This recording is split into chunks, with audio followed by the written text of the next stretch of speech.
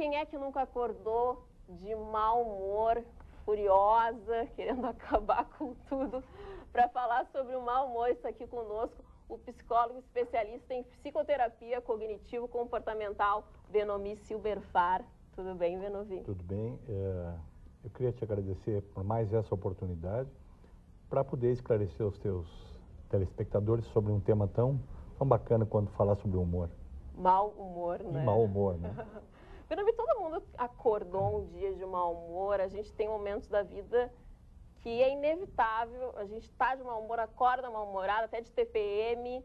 Como é que eu sei diferenciar o mau humor patológico de um mau humor do dia a dia? Tá bem, eu acho que num primeiro momento era bom conceituar o que é humor. O humor, na realidade, ele é o somatório de todos os estados afetivos do ser humano. Quando eu falo em estado afetivo, é as coisas ligadas à emoção, né?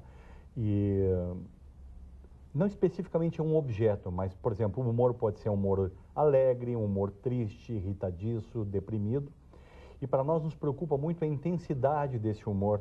E a intensidade desse humor vai representar o grau de disposição e de bem-estar psicológico e emocional de cada um. Então, assim, ó, quando a gente está falando em humor, como psicólogo, nós nos preocupamos em estados alterados de humor. Então, em tudo que se transforma em análise de terapia, é a frequência daquilo, o quanto aquilo está te incomodando. Então, o bom humor e o mau humor significa quais são os resultados que isso está te trazendo no teu dia a dia, nos relacionamentos interpessoais, no teu trabalho, né? As pessoas procuram a gente e dizem assim, puxa vida, meu chefe reclamou de mim porque eu sou muito mal-humorada.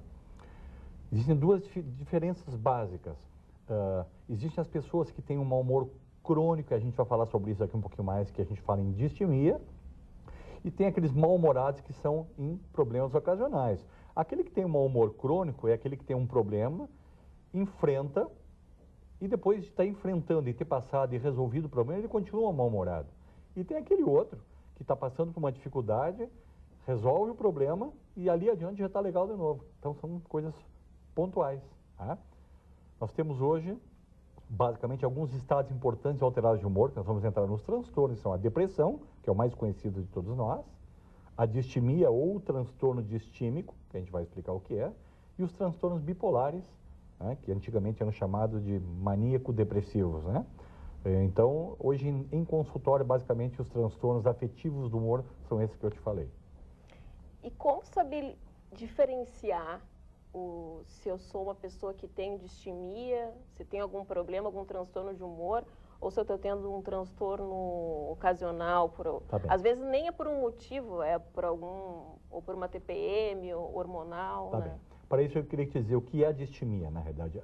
A distimia é um transtorno do humor, chamado também de transtorno distímico, em que para te constatar que alguém esteja distímico, ele tem que estar pelo menos com 2 anos nesse padrão de expressão muito linear, negativismo, desprazer em fazer as coisas, baixa energia, uma pessoa, na verdade, que está sempre mal-humorada, mas tem que ter esse longo tempo. Né? Pode acontecer de distímico ou alguém com distimia.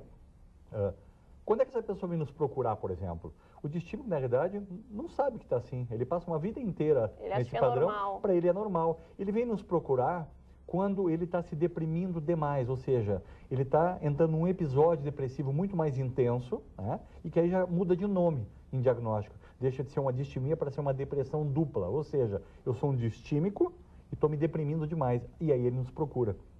Qual é o primeiro passo? É aceitar que tu funciona assim. No momento que o paciente aceita que está assim, nós temos protocolo em terapia cognitivo-comportamental para atendê-lo. Você pode trabalhar com ação combinada com medicação, eu vou explicar para você como é que funciona isso.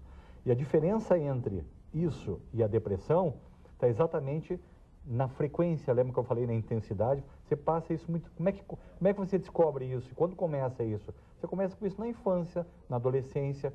Só que para você identificar isso é tão difícil porque um adolescente está passando por um período tão complicado que é difícil saber se ele é mal-humorado porque ele é adolescente ou ele é mal-humorado. Exatamente. Então é complicado a distimia. O distímico é diferente do bipolar, porque ele não altera, ele está sempre mal-humorado. Sempre mal-humorado. Se você vai falar em bipolaridade, você vai notar que tem dois tipos. Hoje a gente fala em bipolaridade 1 e 2. A bipolaridade 1, se para o público entender rapidamente, é quando você tem um ou mais episódios de aceleração, você está muito eufórico, né? E na bipolaridade 2, você tem um ou mais episódios depressivos muito fortes, acompanhados de um outro episódio que a gente chama de hipomania, ou seja, não está tão acelerado, mas está eufórico, e aí você já diagnostica outro transtorno afetivo. Tá? E tem coisas que fazem você ficar também mal-humorado, por exemplo, substâncias psicoativas. Você consumindo álcool, por exemplo, você pode induzir a estados alterados de humor. Hoje, mais ou menos de 40% a 65% dos pacientes que ingerem álcool têm transtorno de humor. Por um outro lado, nas substâncias psicoativas como maconha, cocaína ou benzodiazepínicos, que são ansiolíticos, podem induzir 20% a 40% de pacientes que usam essa substância, abusam disso, também têm estados alterados. Então, não é só simplesmente tu ter uma herança genética, né? Você ter algum problema, você tem outros componentes que são importantes aí também. Quem bebe, por exemplo, sabe o que eu estou falando. Mas o fator genético influencia muito. Bastante. A origem da distimia, o senhor falou na infância, né? Criança... Normalmente conseguem em adolescência, né? Na adolescência. As questões ambientais são importantes. O ambiente, por exemplo, não favorável a melhorar as condições distímicas, ou seja, as condições lineares, favorece com que ele se mantenha assim. Você está numa família de pessoas que são assim também, ambiente negativista, você não oferece nenhum reforço para que essa pessoa mude isso, você vai continuar assim. Tá? Então, a questão da interação ambiental também é muito importante. Hoje existe psicoterapia para isso, né? A terapia cognitivo-comportamental trabalha nisso usando o protocolo da depressão, né? Onde a gente trabalha com o protocolo modelo Aaron Beck e trabalhamos com a ação medicamentosa acompanhada, que é muito importante, onde a gente trabalha hoje com antidepressivos muito conhecidos, né? Que são os inibidores seletivos de recaptação de serotonina, uma palavra muito conhecida, serotonina, né? As pessoas que são distímicas ou deprimidas têm muito baixa produção desse neurotransmissor. Algumas coisas que a gente faz na vida faz com que se produza isso, por exemplo, exercício físico, ou algumas coisas fazem com que a gente diminua isso, dormir mal, privação de sono. São outros pontos importantes. Você dorme mal, você tem problemas de humor. E se eu lhe perguntar, tem muita gente que fala, né, não fala comigo quando eu acordo, porque quando eu acordo de mau humor. Tem alguma ligação, tem a ver com um mal dormir? Tem. A privação de sono, por exemplo, ela traz danos muito importantes, inclusive para quem estuda, né? O sono é extremamente importante porque num período muito rápido do sono, que é o sono REM, a gente consolida memórias, né? Então esse período a gente não pode perder muito. Outra coisa importante, pessoas que têm sono agitado, na realidade, acabam por se virar muito durante o sono na cama, acabam se estressando durante o sono. O estresse promove no cérebro a produção de cortisol, que é o hormônio da depressão. Provoca adrenalina. Por quê? A gente começa a se estressar, o coração começa a bater um pouco mais rápido, isso é um sinal de que o corpo está tendo um alerta de que alguma coisa está errada. Quando acontece isso, você começa a ficar ansioso. E se você ficar ansioso, o que acontece quando você acorda de manhã? Você provoca alteração de humor.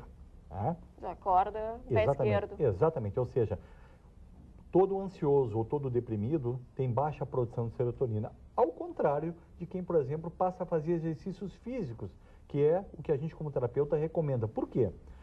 Quem gosta de caminhar ou fazer exercício sabe o que a endorfina faz, né? É aquele prazer maravilhoso, né? No entanto, o exercício promove a produção de um outro agente chamado triptofano. O triptofano é a base da produção da serotonina. Portanto, caminhar, fazer exercícios moderados, provoca melhoria do humor. Então, é uma sequência que você vê que melhora. Doutora, a gente está falando das pessoas que têm problemas de distimia, de mau humor. Agora, como conviver com um mal-humorado, né? E não se contagiar? Porque às vezes as pessoas acordam de bom humor e tem que conviver com uma pessoa mal-humorada. Como não se deixar influenciar pelo mau humor? Isso. Não entrar na sintonia? Isso. Às vezes as pessoas buscam ajuda justamente por isso. Eu trabalho em um ambiente que tem 2, 3, 4 pessoas mal-humoradas e eu sou uma pessoa muito alegre e estou me contaminando.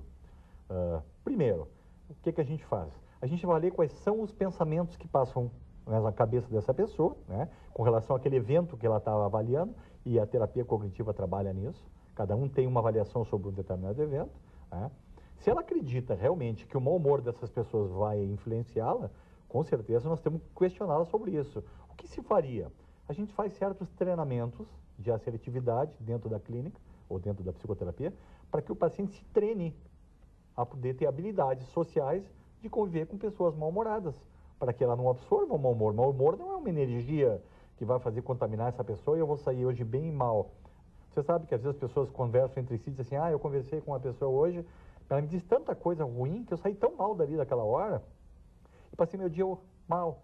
Primeiro, você acreditou várias coisas estão acontecendo, você acreditou que aquilo que a pessoa está falando está influenciando a sua vida de alguma forma, você se identificou provavelmente com algum assunto parecido com o seu. Portanto, quando você estiver Qual num é a ambiente... dica, então? A dica? Primeiro, você acordar pela manhã, como você acorda sempre bem-humorado e vai enfrentar essas pessoas, e imaginar que tudo que essas pessoas possam fazer, o nosso cérebro é maravilhoso, porque você pode simular e gerenciar cenários mentais muito antes de você estar lá dentro. Certamente, se você se levantar pela manhã, imaginar o seu ambiente de trabalho, imaginar que você vai entrar muito bem, imaginar que essas pessoas que estão, entre aspas, mal-humoradas não podem influenciar você, a chance de que essas coisas aconteçam são muito menores. Por exemplo, a gente trabalha com fobias. Pessoas que têm muito medo, ansiosas de se exporem a algum evento aversivo. Você faz essa pessoa relaxar profundamente e imaginar se enfrentando nessas ocasiões várias vezes.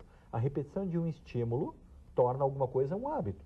Se você todo dia pela manhã imaginar você entrando no seu escritório, estando bem, essas pessoas falando várias coisas, você não se influenciando, aprendendo a respirar corretamente, por exemplo, quando alguém está tentando influenciar você, respire pelo seu diafragma. Eu a outra vez ensinei. Você não vai ficar ansioso e vai poder lidar melhor com uma situação que aparentemente é aversiva. Respirar profundamente. O que um mal-humorado quer com uma pessoa bem-humorada? Influenciar ela para que fique igual. E a gente tem que, na verdade, aprender técnicas, a respiração, a avaliação do evento, predizer o evento mentalmente, para quando você chega nessa hora, você vai dizer assim, mas eu já estive aqui, eu estou aguentando isso com muito mais facilidade. Isso é uma forma de poder se preparar. O mal-humorado, ele tem mais chances de adoecer, Sem dúvida. A pessoa mal-humorada negativa é aquela pessoa que está usando o seu cérebro para evocar eventos negativos. Por exemplo, uma pessoa que funciona mais de 2 anos como distímico mal-humorado faz com que o cérebro funcione o tempo todo para evocar eventos ou coisas que o provem para si mesmo que ele é um mal-humorado. Por exemplo, aquele ele mal-humorado... estratifica o mau humor como parte da personalidade. Vou dar um exemplo para você. Aquele mal-humorado que é negativo faz uma prova e tira 10. Está fazendo psicoterapia comigo. E eu descubro que ele tirou 10. Aí eu ligo para ele e digo, poxa vida, que coisa boa. Tu disseste que as coisas não aconteciam nada para ti, tu era muito negativo, e tirou 10. Aí ele vai responder para mim, todo mundo tirou 10. A prova estava uma barbada. Ou seja, ele vai usar o evento, que foi um evento positivo, e transformá-lo num evento negativo. Valorizando que ele é um deprimido, em que ele é um mal-humorado. O mal-humorado geralmente é um inseguro, uma pessoa depressiva. O mal-humorado normalmente é um depressivo crônico, é um deprimido crônico. Ele só tem os sintomas da depressão um pouquinho mais leves para aguentar esse tempo todo, né? Portanto, ele nos procura quando esses sintomas são muito mais fortes, como o desprazer pelas coisas, não tem vontade de sair com os amigos, isolamento. São pessoas que às vezes procuram substâncias psicoativas como a bebida, o uso de tóxico, né? Para tentar se aliviar dessa coisa ruim, e não procuram ajuda. E senta na tua frente no consultório e diz assim, eu sou muito resistente, as coisas comigo não são fáceis. Então imagina um prognóstico para um terapeuta sentar na frente de alguém que já te diz, não vai dar certo o que eu vou fazer. Não tem solução. Então veja bem, eu também estou na frente de um mal-humorado. Então o que eu tenho que usar? Estratégias para que esse mal-humorado não aguente meu bom humor e ceda em alguma coisa para que a psicoterapia comece. O primeiro passo é a pessoa ter consciência de que ele é um mal-humorado, de que está com algum problema. É muito difícil para esse tipo de pessoa dizer assim que eu estou mal.